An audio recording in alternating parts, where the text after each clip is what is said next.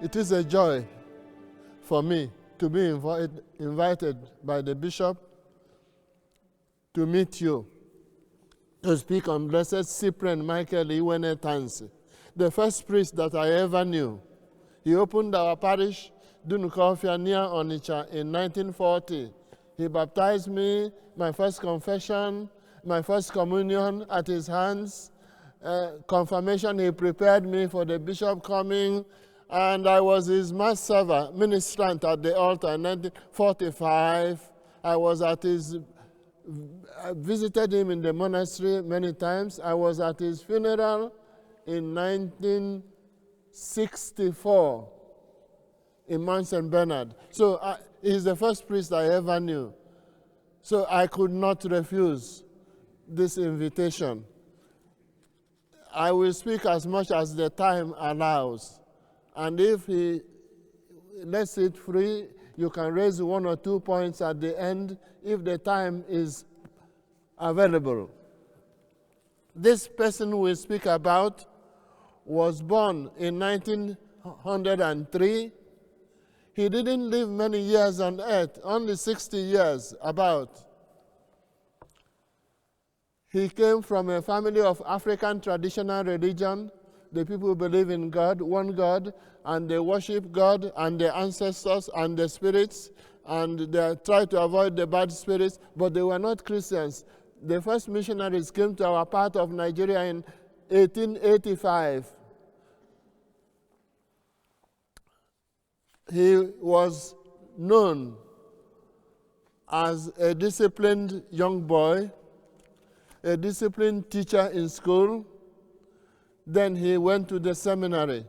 In the days when the seminary was beginning in our area, the first seminary was begun by the Bishop Shanahan in 1924. The 100 years of that seminary was celebrated just last year. So he was among the first priest ordained east of the River Niger in Nigeria in 1930. And he was in the second set, 1937. He was ordained priest.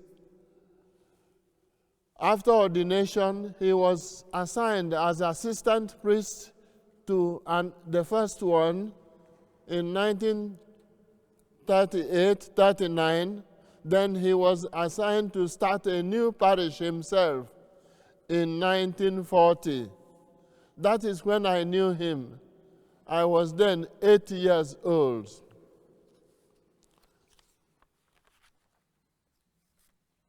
He is known because of his zeal for the kingdom of God.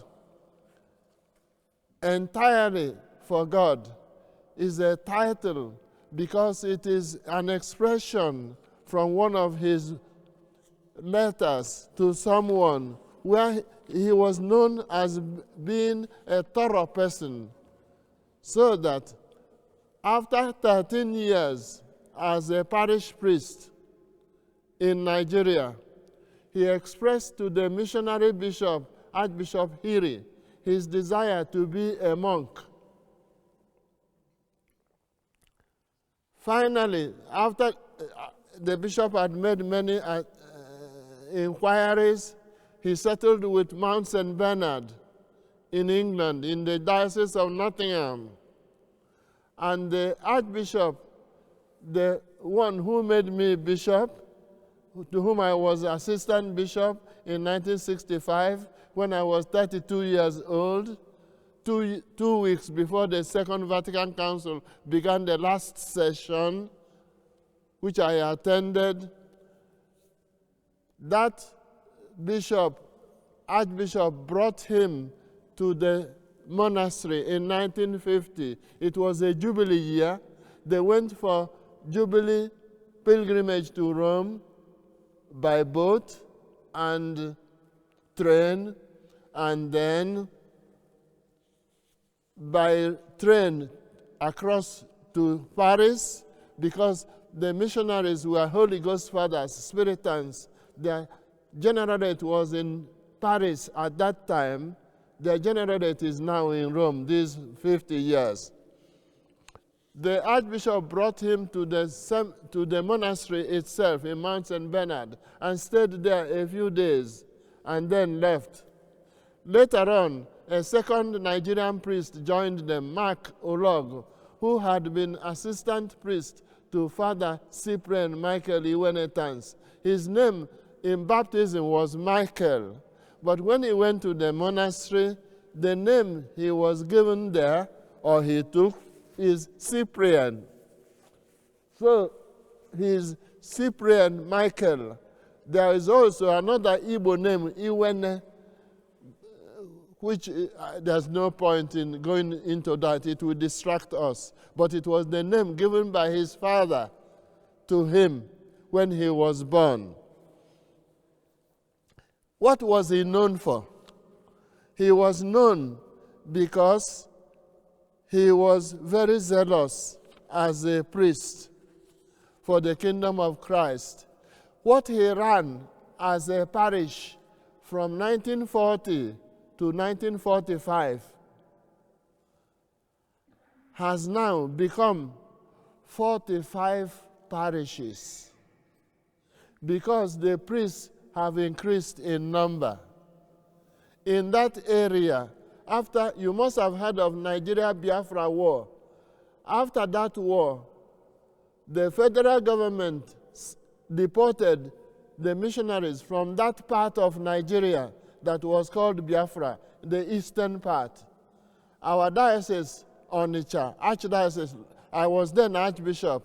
I was made Archbishop 2 days before the Civil War began. So it was a very active, hot period. The missionaries, after they left, we had 33 priests remaining in that archdiocese. Today, the priests in that archdiocese are 551. After several dioceses were carved out in the last 80 years, Oka, Nnewi, Ekwulobia, and yet that archdiocese has now 551 priests. Where Father Tansi was as the only priest looking after what is now 45 parishes, there are now 75 priests resident there, both those who are parish priests and those who are their assistant and those who are teaching in schools in the area. I counted in the book diary of that diocese. That's what he did on a push bicycle and a motorcycle, which sometimes walked. He was very zealous in the administration of the sacraments. To assist at his Mass, you would feel carried to another level of nearness to God, both when he was in the parish and when he was in the monastery. In the area where he was priest, there arose many vocations, many young men who became priests, so that in that whole area now, there are 240 who have become priests in the area where he was parish priest. And those who have become sisters, religious, 205. Brothers, 15. Bishops, 4. Cardinals, 1. Because this man was that type, the psalm says, their works shall follow them. He was very attentive to the training of young people. The school children in the standard 5 and 6, the last 2 classes in the primary school, he had a boarding house for them. And he read for them. They served Mass. It was in turn. Everybody took a share in the serving of Mass. That's how I was Mass assistant at Mass in 1945 when I was in Standard 5.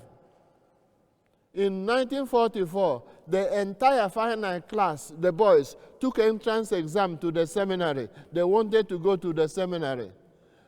We were told later on, we didn't know then, I was a boy, that the priest in the seminary could not believe that a whole class of boys had a vocation to priesthood. So they told them that they didn't pass the exam. And the following year, only one of them came back. And yet, one of my brothers was in that group. He regretted later on, when I had become a priest, and he a married man, that he didn't become a priest. This Father Tansi was that type. He read for us the lives of Dominic Savio. It was like a seminary when we were only primary school children. He was a very ascetical person. He ate very little. He slept, we don't know how little, but he rang the bell for these boarding school children to wake up at 5:30 in the morning himself. He was himself very controlled in what he ate and what he didn't eat. Somebody tampered with his bed and saw broken stones put there where people would normally put mattress.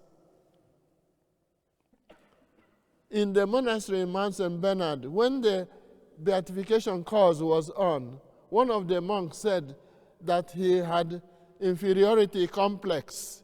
That is, that he felt inferior in front of the other monks. He was the only African in the monastery, the first at that time. Probably Africans were very few at that time. And this monk said when people would be passing through a door, he would wait, hold the door, and then let others pass first. This monk thought that he was feeling inferior to the other monks. He had no idea, that monk. He didn't know. But he didn't know that he didn't know that this was one of the best parish priests in the Archdiocese of Onitsha. But he didn't talk. But the abbot knew, and the novice master, Father Wyren, he knew. They didn't talk much in those days. They made signs with their hands. I think they talk now to some extent. Most people talk more than they should talk. But that's not my point here. So it was very interesting. He was not known by many. One monk said he was just an ordinary monk, monking around. Well, to be a blessed or a saint, you don't have to do anything extraordinary, but you have to do the ordinary things in an extraordinary way. And that is not easy at all. He was resigned to God's will. When he was going to the monastery, our Archbishop was planning that he and another priest, after many years in the monastery in England, they would come back to Nigeria so that they would start a monastery. It was not possible because there were many problems. The monastery sent monks to look at Nigeria, tour many parts. There were problems, getting land and so on. So there was, but he was not rebelling against God's will. He said, there will be a monastery in Nigeria, but I don't know when. When the monastery, Mount St. Bernard, was planning finally to come to a place in West Africa, Cameroon, Mbengui, the climate there is very pleasant, it's calm, cool, but Nigeria, our part is rather warm. If you are coming from Nottingham to Onitsha, you have to be ready for a much more hotter climate, and humidity a little oppressive, and so it's all very interesting. But finally, the monastery was begun in Mbengui, but gradually the monastery in Cameroon and other monastics had love to help us in Nigeria. Now we have more than 20 monasteries in Nigeria. So that the desire of Blessed Tansi was fulfilled more than he realized or wanted, but not at his time. He was known for being thoroughgoing. When he went to the monastery, he said to the novice master, "If this thing is to be done, it must be done properly. Do not have pity on me." That's what he told the novice master. Entirely for God is his expression, because it is in one of his letters. It was found out later. The long quotation is the following. He wrote a Nigerian, if you want to eat vultures, then you may as well eat 7 of them, because Nigerians don't eat vultures at all. So it was a way of speaking. You might as well eat 7 of them, so that when people call you vulture eater, you may really deserve the name. If you want, now he wants to say his point, if you want to be a Catholic, live as a faithful Catholic. If you are going to be a Christian at all, you might as well live entirely for God. The first book on him was named Entirely for God. It was written by Professor Elizabeth Isichei from New Zealand, who was married to a Nigerian. And it is most interesting. I read it and I could say, yes, that is true. That is the man. Entirely for God was also taken by the Bishop of Aguleri, because that place from which he comes has now become a diocese cut off from Onitsha. And the bishop there took the tithe. Every bishop has a motto. My own motto is Regnum Christi Floreat, may the kingdom of Christ flourish. The Bishop of Aguleri, his own motto is Entirely for God, Blessed Tansi, his words. He was known as a promoter of the family. At that time, the women did not have as much opportunity to go to school.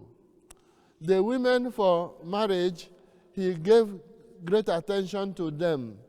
In understanding with the one convent of sisters that there was in the diocese, they began a training center near a convent of sisters for girls preparing for marriage. When Father Tansi noticed some men lived with their intended wife before marriage in church, instead of just preaching to them on Sunday, he would convince them that the woman would go to a training center for women for the family, where they would learn many details of housekeeping and also our religion. And they would keep chaste until marriage. Sometimes he also took the women by force. If he said mass in a station, by a station was meant one of those places that are now 45 parishes, which he visited once a month, rotating the mass. If he saw the girls not yet married, but living with the husband intended, he arranged for them to go to that training place. That day, they would not go home anymore. When the man marrying them would come, Father Tansi would say, go and visit her and bring her things to eat and things that she needs. But she will be trained there until your marriage. And the man accepted. His word was final in those days. If a priest tried that today, the police will be on him. But Blessed Tansi's moral authority was such that nobody argued in those days. So he trained many so that the Christian family, because the mother is the key to the family. If the mother is a convinced Christian, there's hope for that family. It was a miracle. It was nearly to be called a miracle. But he set up, therefore, Christian families in that way. His prayer life was infectious. When you were near him, you felt drawn to how he was living and how he was praying. He did not complain. There is no trouble. One of his expressions.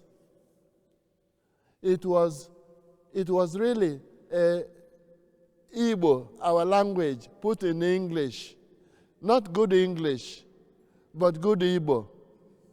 When he would be sick, he would not lament. So many of those living with him didn't realize how much he was suffering. And this continued right up to his final sickness. When he was thirsty, when he was cold, because Mount St. Bernard is in a cold area, and the buildings were many years, and they didn't, I'm not sure they had heating in those days. So it was difficult for a Nigerian. And walking outside, the monks, as we understood from afar away, didn't change what they were wearing day and night. They added something during choir when they would be singing the divine office in church. But they didn't change their verse like when you go to bed, when you get up in the morning, and so on. For a Nigerian, that was mortifying.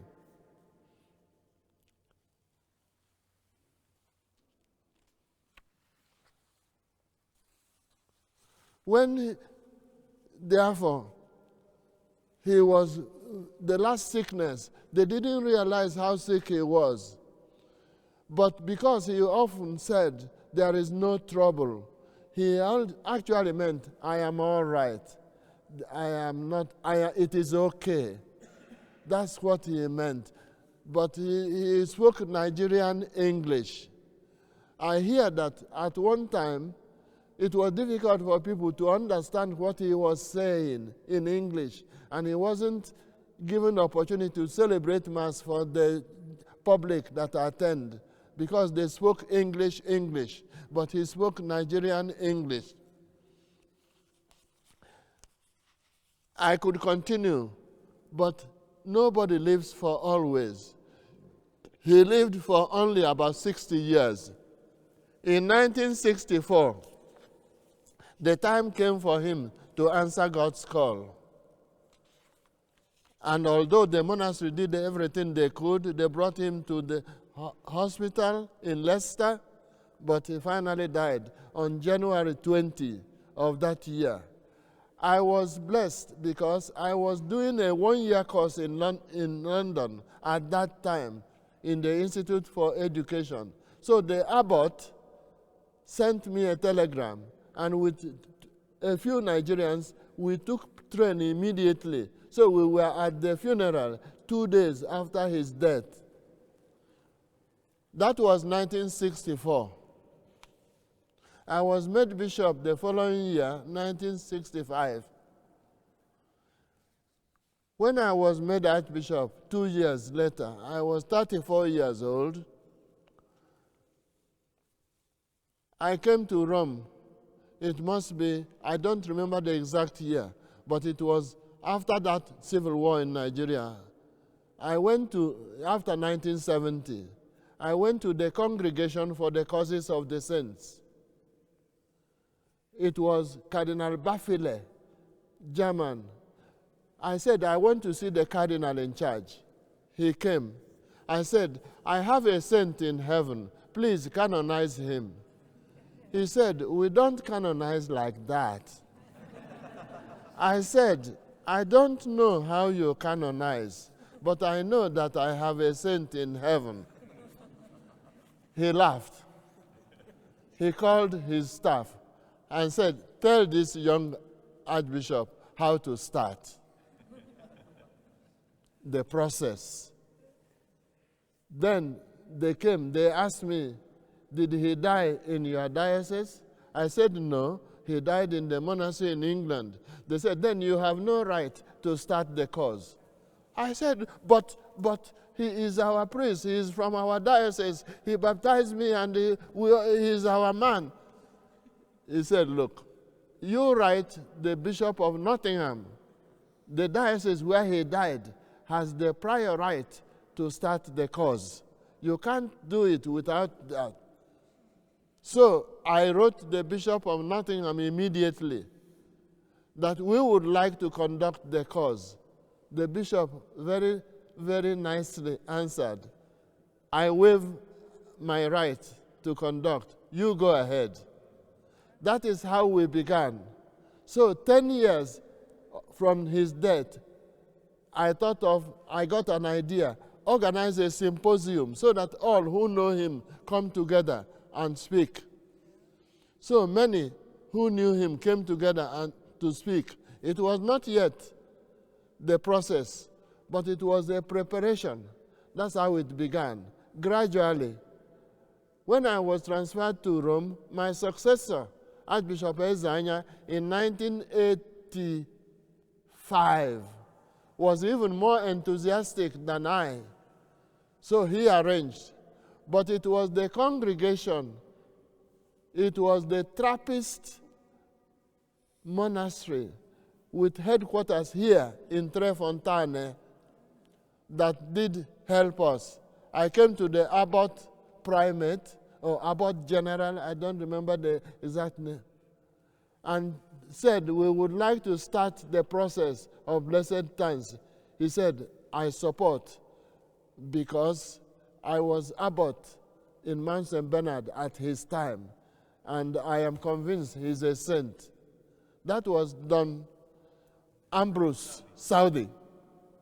And he asked Father Pauline Beltrame Quattrocchi, who was the promoter general for all the causes of the Trappists.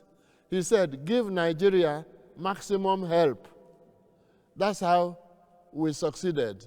And Father Beltrame Quattrocchi, his parents themselves eventually were beatified. At the Mass of Beatification for his father and mother in the Vatican, he concelebrated Mass with Pope John Paul II. I was there, I saw them. So to become a saint, you don't have to be born in the Basilica of St. Peter or in the monastery in Tre Fontane. You can be a saint in the rough and tumble of daily life. Holiness consists in perfection of charity. Whoever has more charity is more holy.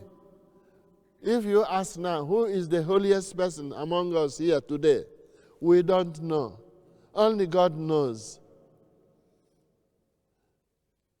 On the last day before God, we may get surprises. What happened then is that the process began, and the advice of the promoter, Father Paulina Beltrame Quattrocchi, was get the remains transferred from Nigeria, from England to Nigeria, so that the devotion of the people will increase. That happened. And it was when the remains were brought back that a woman who had cancer and was declared a hopeless case by the hospital touched the remains and jumped up and was well.